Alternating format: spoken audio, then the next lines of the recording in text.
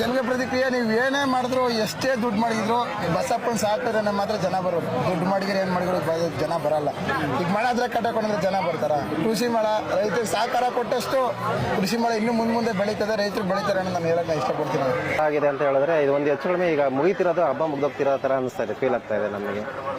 ರೈತ ಇರದ ನಾಡೇ ಇಲ್ಲ, ರೈತ ಬೆಳೆದ ಬೆಳೆ ತಿನ್ನದವರೇ ಇಲ್ಲ. ಇನ್ಫಾರ್ಮೇಟಿವ್ ಆಗಿದೆ.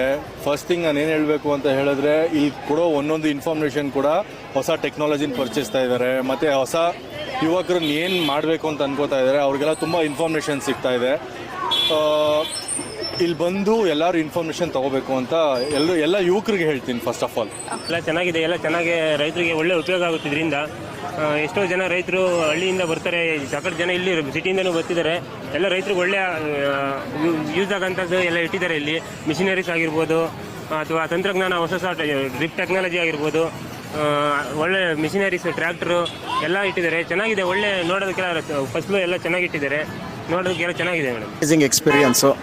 ಆ್ಯಕ್ಚುಲಿ ಒಂದಿನ ಸಾಕಾಗಲ್ಲ ಇಲ್ಲಿ ಬಂದೆಲ್ಲ ನೋಡಲಿಕ್ಕೆ.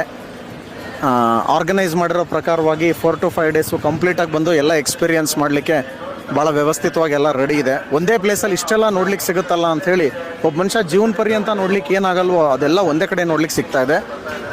It's a happy moment. First of all thanks ಹೇಳ್ತೀನಿ ಕರ್ನಾಟಕ ಗೌರ್ಮೆಂಟ್ಗೆ. ಈ ಥರ ಕೃಷಿ ಮೇಳ ವರ್ಷ ನೀವು ಏನು ಆರ್ಗನೈಸ್ ಮಾಡ್ತೀರೋ ತುಂಬ ರೈತರಿಗಾಗಲಿ ನಮಗಾಗಲಿ ತುಂಬ ಹೆಲ್ಪ್ ಆಗುತ್ತೆ.